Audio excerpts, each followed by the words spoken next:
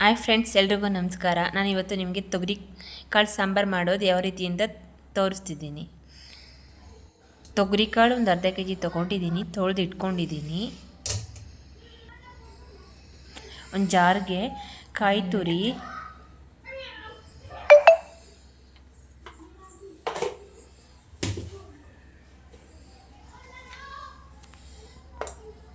ಬೆಳ್ಳುಳ್ಳಿ,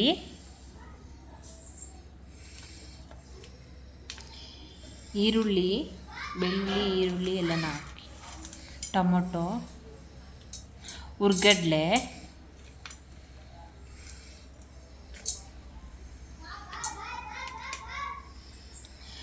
ಅರ್ಧ ಹುಣಸೆಹಣ್ಣು, ನಿಂಬೆಹಣ್ಣು ಗಾತ್ರದಲ್ಲಿ ಅರ್ಧ ನಿಂಬೆಹಣ್ಣು ಗಾತ್ರದಷ್ಟು ಹುಣಸೆಹಣ್ಣು ಹಾಕ್ಕೊಂಡಿದ್ದೀನಿ.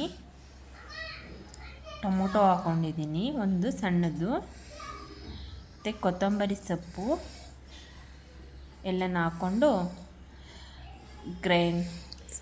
ಕೊತ್ತಂಬರಿ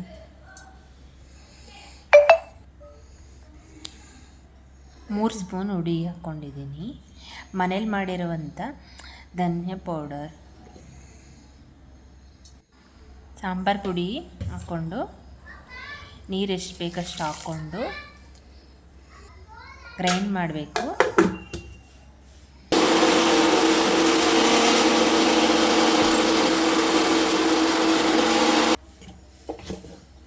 ನೋಡಿ, ಈ ರೀತಿ ನುಣ್ಣಗೆ ರುಬ್ಬಬೇಕು.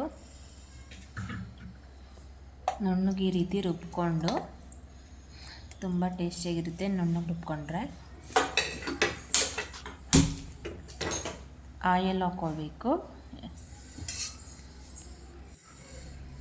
3 ಸ್ಪೂನ್ ಆಯಿಲ್ ಹಾಕ್ಕೊಂಡು ಸಾಸಿವೆ, ಸ್ವಲ್ಪ ಜೀರಿಗೆ,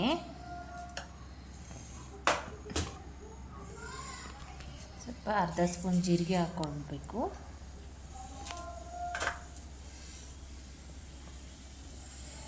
ಅದು ಸಿಡಿದ ಮೇಲೆ ಸ್ವಲ್ಪ ಈರುಳ್ಳಿ,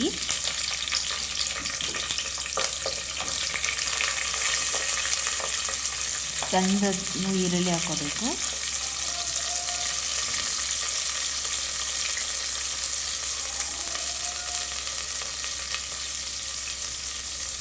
ಮತ್ತು ಕರಿಬೇವಿನ ಸೊಪ್ಪು ಹಾಕ್ಕೊಳ್ಬೇಕು.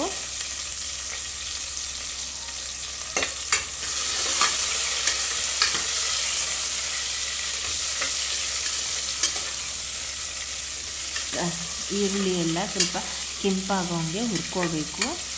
ಕೆಂಪು ಬರುವ ರೀತಿ, ಕಲರ್ ಬರೋ ರೀತಿ ಹುರ್ಕೊಂಡು ಟೊಮೊಟೊನ ಹಾಕ್ಕೋಬೇಕು.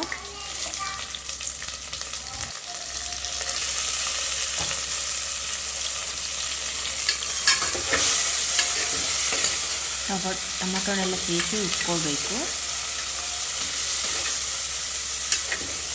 ಅದ್ರ ಜೊತೆ ಉಟ್ಕೊಂಡಾದ್ಮೇಲೆ ಕಾಳು ಹಾಕ್ಕೊಂಡು ಕಾಳನ್ನ ಉಟ್ಕೋಬೇಕು, ಫ್ರೈ ಮಾಡ್ಕೋಬೇಕು.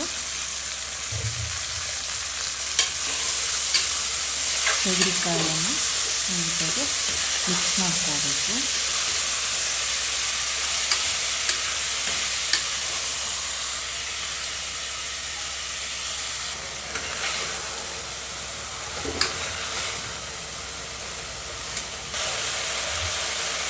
ಹಚ್ಚಿರೋ ತರಕಾರಿ, ಆಲೂಗಡ್ಡೆ, ಬದನೆಕಾಯಿ ಇಟ್ಕೊಂಡು ಹಾಕ್ಕೊಳ್ಬೇಕು.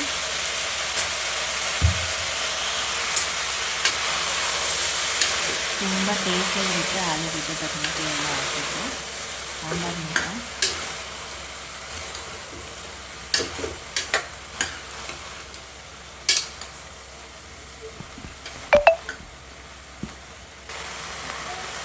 ರುಚಿಗೆ ತಕ್ಕಷ್ಟು ಉಪ್ಪು ಹಾಕ್ಕೊಳ್ಬೇಕು. ಹೀಗೆ ಹಾಕಿದ್ರೆ ಕಾಳಿಗೆ ಮತ್ತು ತರಕಾರಿಗೂ ಉಪ್ಪು ಹಿಡಿಯುತ್ತೆ, ಟೇಸ್ಟ್ ಚೆನ್ನಾಗಿರುತ್ತೆ.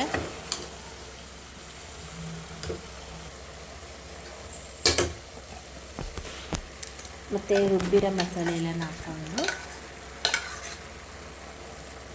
ಅದಕ್ಕೆ ಜಾರಿಗೆ ಸ್ವಲ್ಪ ನೀರು ಹಾಕ್ಕೊಳ್ಬೇಕು. ನಮಗೆ ಎಷ್ಟು ಅಳತೆ ಬೇಕು ಅಷ್ಟು ನೀರು ಹಾಕ್ಕೊಂಡು ಮುದ್ದೆಗಾದರೆ ಗಟ್ಟಿಗೆ ಸ್ವಲ್ಪ ಗಟ್ಟಿಗಿದ್ದು ಚೆನ್ನಾಗಿರುತ್ತೆ.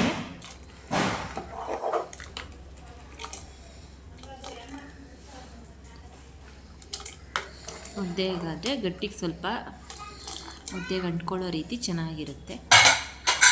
ಒಂದು 3 ವಿಜಲ್ ಕೂಗಿಸ್ಕೋಬೇಕು.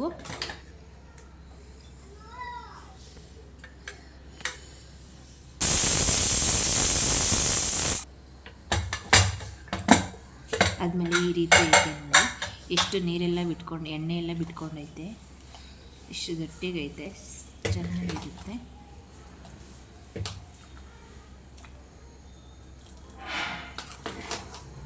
ಮುದ್ದೆಗಂತೂ ಸಕ್ಕತ್ತಾಗಿರುತ್ತೆ ನೋಡಿ. ಈ ರೀತಿ ಮುದ್ದೆಗೆ ಸಾಂಬಾರು ಚೆನ್ನಾಗಿರುತ್ತೆ, ತೊಗರಿಕಾಯಿ ಸಾಂಬಾರು. ನೀವು ಸುಲಭವಾಗಿ ಮನೆಯಲ್ಲೇ ಮಾಡ್ಕೋಬೋದು ಈ ರೀತಿ.